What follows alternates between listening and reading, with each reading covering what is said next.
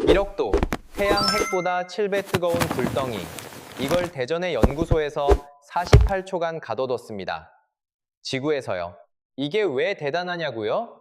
이 48초 때문에 사우디아라비아 왕세자가 잠을 못 자고 있습니다. 두바이의 금빛 마천루에 매물 딱지가 붙을 날이 다가오고 있거든요. 장면을 하나 보여드리겠습니다. 2035년 사우디아라비아 리야드. 한때 세계에서 가장 부유한 도시였던 이곳. 하늘 위로 거대한 네온 사인이 하나둘 꺼지고 있습니다. 황금빛 분수대는 멈췄습니다. 람보르기니가 즐비하던 대로에는 먼지만 나풀거립니다. 사막의 신기루처럼 번쩍이던 마천루들.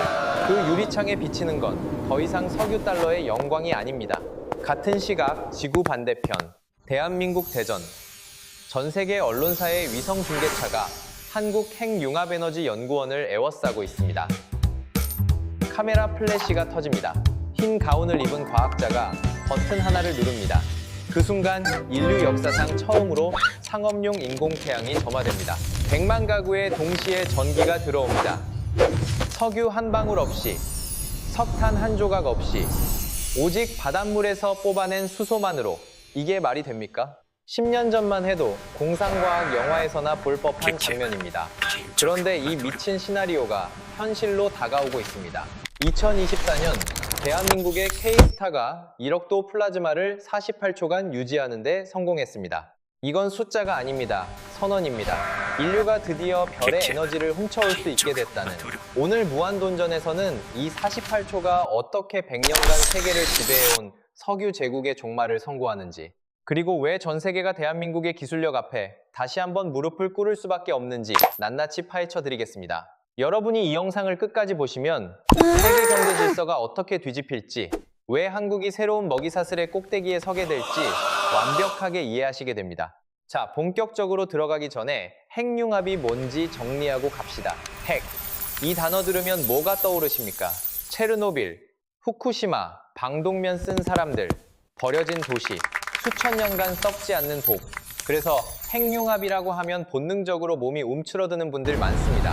이해합니다. 근데 여기서 아주 중요한 사실 하나. 지금까지 인류가 써온 원자력은 핵분열입니다. 핵융합이 아닙니다. 이 둘은 완전히 다릅니다. 핵분열, 우라늄 같은 무거운 원자를 쪼갭니다. 문제는 한 번 터지면 멈추기가 어렵다는 거죠. 산불입니다. 불씨 하나가 숲 전체를 집어삼킵니다. 통제 불능 상태가 되면 체르노빌입니다. 후쿠시마입니다. 게다가 방사성 폐기물이 남습니다. 수천 년간 독성이 유지됩니다. 처리할 방법 없습니다. 땅에 묻고 기도하는 것밖에요. 핵융합은 정반대입니다. 원자를 쪼개는 게 아니라 합칩니다. 가벼운 수소 원자들을 충돌시켜서 하나로 붙이는 겁니다. 태양이 46억 년간 타오르는 원리 그대로. 뭔가 잘못되면요, 그냥 꺼집니다.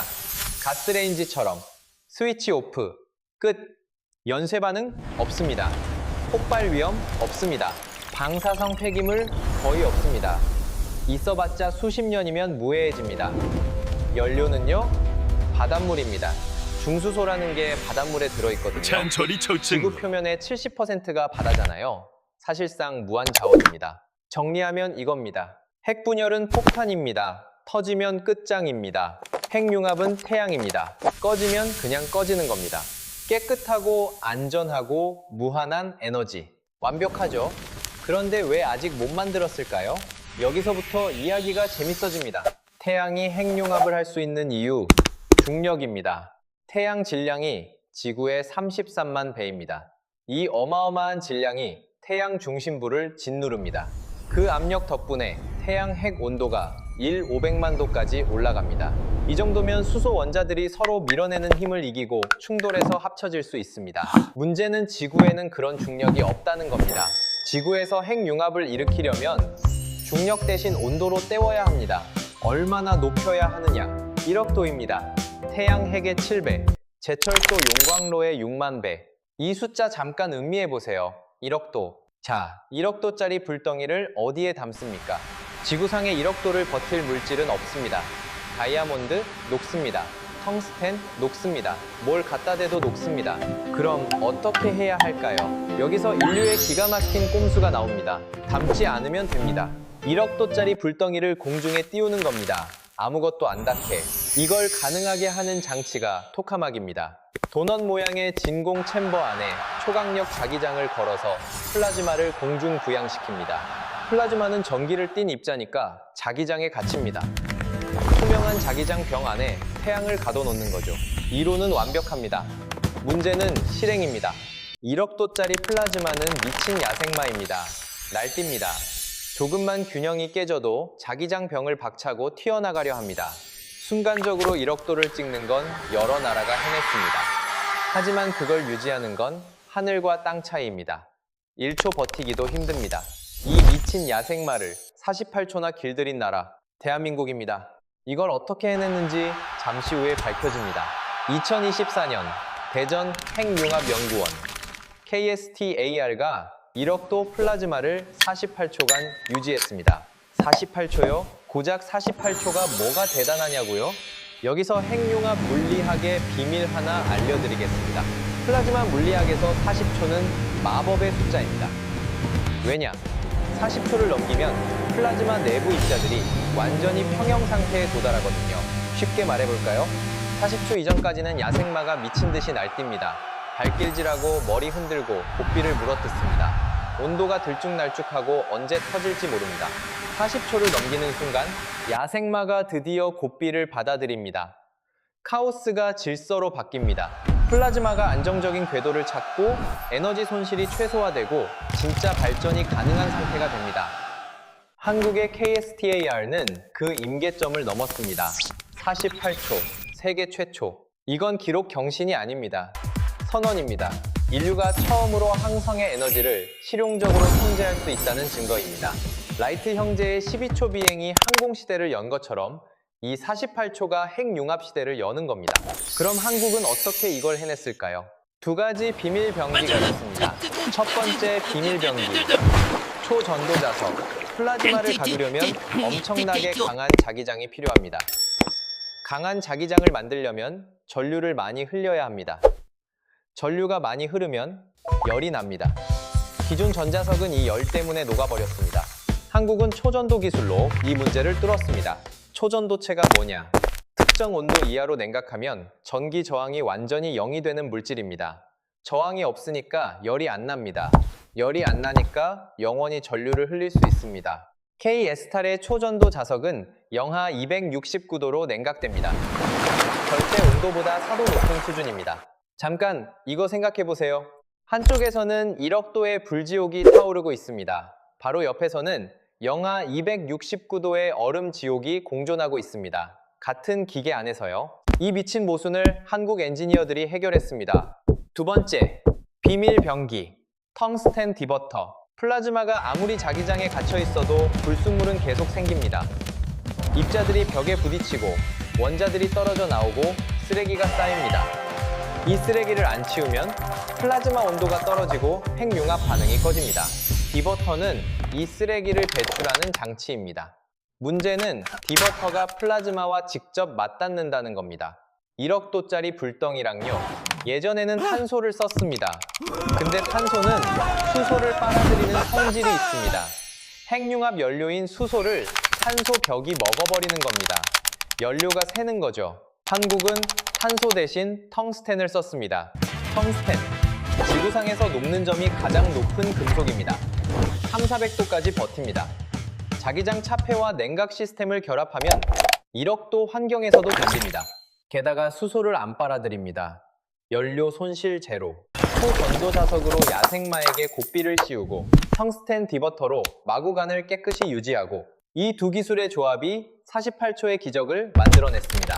자, 여기까지 들으시면 이런 생각 드실 겁니다. 와, 대단하네. 근데 그래서 뭐?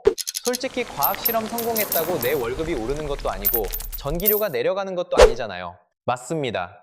48초는 그 자체로는 의미가 없습니다. 그런데 말입니다. 지금 전 세계 억만장자들이 이 기술에 돈을 물처럼 쏟아붓고 있습니다. 샘 올트먼, 오픈AI CEO 아시죠? 이 사람이 핵융합 스타트업 헬리온 에너지에 개인 돈 3억 7, 500만 달러를 넣었습니다. 한화 5, 영억 원입니다.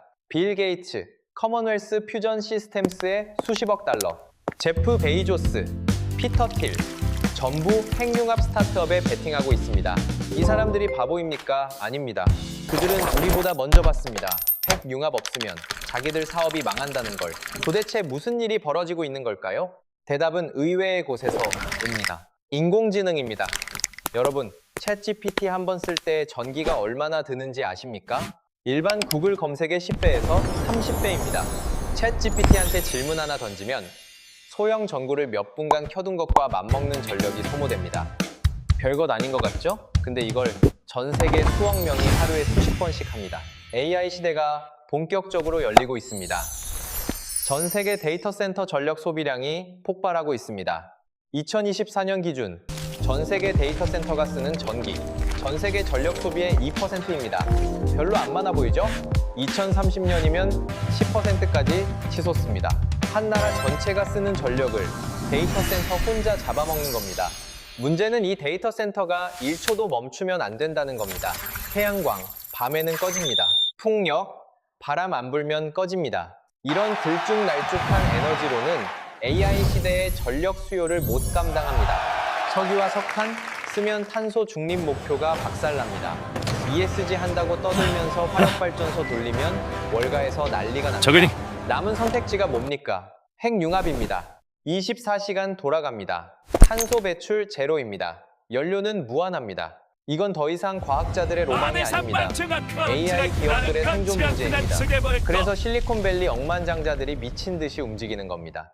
마이크로소프트는 이미 헬리온과 2028년 전력 공급 계약까지 맺었습니다. 중국은요? 중국 과학원이 2035년 상용 핵융합로 가동을 공식 선언했습니다. 미국이냐, 중국이냐, 누가 먼저 인공태양을 상용화하느냐가 21세기 패권을 결정합니다. 그런데 한국은 왜 이 싸움에 뛰어드는 걸까요? 미국과 중국이 돈을 물처럼 쓰는 전쟁터에서 한국이 이길 수 있을까요? 대답은 예스입니다. 한국에는 아무도 갖지 못한 비밀 카드가 있거든요. 자, 여기서 중요한 사실 하나 짚겠습니다. 미국은 설계를 잘합니다. 실리콘밸리 천재들이 종이 위에 기가 막힌 청사진을 그립니다. 하지만 그 설계도를 현실로 뽑아내는 건 완전히 다른 능력입니다. 핵융합로는 수십만 개의 초정밀 부품이 조립된 괴물입니다. 공차 0.1mm, 용접 한 군데 삐끗하면 전체가 망합니다. 이건 그림 잘 그리는 능력이 아닙니다. 망치 휘두르는 능력입니다. 제조업 DNA가 필요합니다. 한국에는 그 DNA가 있습니다. 반도체, 조선, 원자력 발전소, 한국은 수십 년간 세계에서 가장 복잡한 것들을 직접 만들어 온 나라입니다. 증거를 보여드릴까요? ITER 프로젝트입니다. ITER, 인류 역사상 가장 거대한 과학 프로젝트입니다. 35개국이 참여해서 프랑스 남부의 세계 최대 핵융합 실험로를 짓고 있습니다. 각 나라가 부품을 나눠서 제작하고 프랑스에서 조립합니다. 문제는 대부분의 나라가 납기를 못 맞추고 있다는 겁니다. 기술력이 부족해서요. 설계도는 있는데 만들질 못합니다. 한국은요, 현대 중공업이 ITER의 핵심인 진공용기 섹터를 완벽하게 납품했습니다. 이 진공용기가 뭐냐? 도넛 모양으로 생긴 거대한 금속 구조물입니다. 1억 도짜리 플라즈마가 그 안에서 돕니다. 용접 한 군데 틀리면 끝입니다. 현대중공업은 이걸 밀리미터 단위 오차없이 만들어서 세계를 놀라게 했습니다. 고려제강의 자회사 KAT, 최전도 케이블 세계 시장을 장악하고 있습니다. 핵융합로 초전도 자석의 필수 소재입니다. 다원시스, 비츠로테크, 고전압 전력 시스템과 텅스텐 부품을 공급하고 있습니다. 이게 뭘 의미하느냐? TSMC 아시죠? 애플이 설계한 칩, 엔비디아가 설계한 칩을 실제로 만들어주는 대만 회사. TSMC 없으면 애플도 엔비디아도 칩을 못 만듭니다. 한국이 핵융합 시대에 TSMC가 되려는 겁니다. 미국이 설계하든 중국이 설계하든 결국 그 인공태양을 실제로 제작할 수 있는 나라는 한국뿐입니다. 핵융합 파운드리, 이게 한국의 전략입니다. 근데 여기서 끝이 아닙니다. 이 전략이 성공하면 세계 지도가 완전히 다시 그려집니다. 100년간 꿀 빨던 나라들이 하루아침에 거지가 되는 거죠. 어떤 나라들이냐고요? 지난 100년간 세계 권력 구조는 단순했습니다. 땅에 구멍 뚫어서 검은 액체 뽑아 올리면 부자가 됩니다. 사우디아라비아, UAE, 카타르.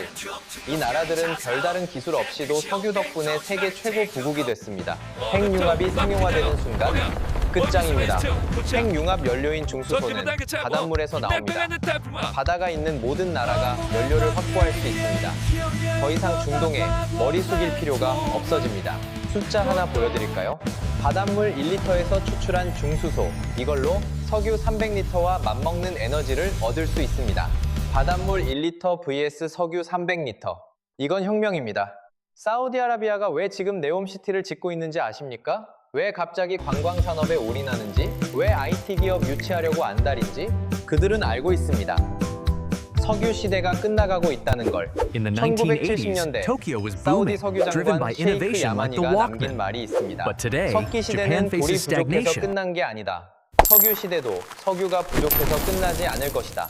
더 좋은 대안이 나오면 끝난다는 뜻입니다. 그 대안이 핵융합입니다. 그 칼을 가장 날카롭게 갈고 있는 나라가 대한민국입니다. 물론 꽃길만 있는 건 아닙니다. 솔직히 말씀드리겠습니다. 2035년 상용화까지 넘어야 할 산이 있습니다.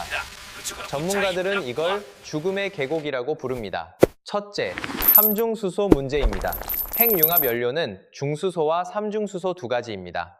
중수소는 바닷물에서 쉽게 얻습니다. 문제는 삼중수소입니다. 자연계에 거의 없습니다. 반감기가 12년밖에 안 돼서 만들어 놓으면 사라져버립니다. 해결책은 리튬을 써서 반응로 안에서 직접 삼중수소를 생산하는 겁니다. 트리튬 브리딩이라고 합니다. 아직 완벽하게 검증되지 않았습니다. 둘째, 소재 문제입니다. 아무리 텅스텐이 강해도 1억도짜리 플라즈마를 수십 년간 맞으면 닳습니다. 반응로 내벽은 중성자 폭격에 계속 노출됩니다. 기존에 없는 새로운 소재를 개발해야 합니다. 셋째, 유지보수 문제입니다. 핵융합로 내부는 고방사능 환경입니다. 사람이 못 들어갑니다. 모든 유지보수를 로봇으로 해야 합니다. 아직 그런 로봇 기술이 완벽하지 않습니다. 이게 죽음의 계곡입니다. 하지만 여기서 중요한 사실, 한국은 비웃음을 먹고 자란 나라입니다. 70년대 반도체 한다고 했을 때 세계가 뭘 했습니까? 복리 덕분에 여러분의 투자가 이렇게 지금 삼성이 문덩이처럼 메모리 불어날 시장 겁니다. 70% 우리 모두 먹고 부자가 있습니다. 될 수 있어요. 80년대 자동차 한국의 미래에 수출한다고 오신 했을 때 것을 환영합니다. 웃기지 마. 우리의 기술이 현대기아가 더 세계 밝은 3위입니다. 내일로 세계를 90년대 이끌고 있습니다. 배 만든다고 했을 때 정신 나갔나? 한국이 세계 조선의 40%를 장악하고 있습니다. 패턴이 보이십니까? 죽음의 계곡, 한국 엔지니어들에게는 출근길입니다. 다시 2035년으로 가봅시다. 대전의 상용 핵융합로가 가동됩니다. In just a few 처음에는 한 decades, we 도시에만 transformed a 전력을 struggling 공급하겠죠. agricultural economy 기술이 into a global 성숙하면 leader. 전국으로 This is 퍼집니다. the miracle of 그리고 modern Korea. 한국은 그 We are 기술을 moving 수출하기 past the era of 시작합니다. pollution. 전기료가 With this new 곤두박질 fusion 칩니다. technology, we 공장 can generate 운영비가 clean, 급감합니다. golden energy to 전기차 power our 충전비가 cities. 거의 공짜가 됩니다. 냉난 방비 걱정이 사라집니다. 그리고 세계는 한국의 기술료를 지불해야 합니다. TSMC가 From 반도체 electric 파운드리로 vehicles to 벌어들이는 돈, advanced satellites and 연간 600억 AI, 달러가 our 넘습니다. technology is 핵융합 connecting 파운드리 the 시장 world. 규모는 그 수십 배가 될 겁니다. 에너지 시장은 보시다시피 반도체 시장보다 한국은 훨씬 짧은 크니까요. 시간에 한국이 놀라운 그 시장을 경제 성장을 장악하면 어떻게 이루어놨습니다. 됩니까? 과거에는 일본의 소니 워크맨을 As you 부러워했습니다. can see, the 미국의 future is 아이폰에 now. 열광하며 Through 밤을 innovation 새웠습니다. and determination, 우리가 만든 게 we have achieved 세계 a 표준이 golden 되는 날이 age 올 of 거라고는 From electric 상상하기 vehicles to 힘들었습니다. advanced satellites 하지만 and 이제 AI, 에너지의 역사는 our 화석 연료 technology is 시대를 지나 connecting the 재생에너지 world. 과도기를 거쳐 핵융합 시대로 넘어가고 이것이 있습니다. 바로 이 흐름을 한강의 주도하는 기적이라고 게 불립니다. 실리콘밸리 빅테크도 아니고 우리는 중국 엄청난 국영 성장을 기업도 이루었습니다. 아닙니다. 대한민국의 과학자들과 We transformed from a 엔지니어들입니다. developing 세계 nation 지도는 into a 더 technological 이상 석유를 leader. 가진 자의 With 것이 rising 아닙니다. exports and 태양을 innovation, 만드는 the future 자의 of 것이 Korea 됩니다. looks golden. 그 태양을 대한민국이 만들고 있습니다. 오늘 준비한 이야기는 여기까지입니다. 마지막으로 여러분께 질문 하나 드리겠습니다. 에너지가 거의 1960년대의 공짜가 어려움을 되는 세상, 딛고 여러분의 우리는 삶은 한강의 어떻게 기적을 바뀔까요? 이뤄냈습니다. 댓글로 여러분의 오늘날 생각을 대한민국은 들려주세요. 기술과 혁신의 기술이 바꾸는 선두주자가 미래, 되었습니다. 그리고 그 중심에선 대한민국. 앞으로도 무한도전은 돈냄새 나는 흥미진진한 이야기로 여러분을 찾아오겠습니다. 영상이 유익하셨다면 구독과 좋아요 부탁드립니다. 여러분의 작은 관심이 더 좋은 콘텐츠를 만드는 큰 힘이 됩니다. 이상 무한한 돈의 전쟁, 무한동전이었습니다. 감사합니다.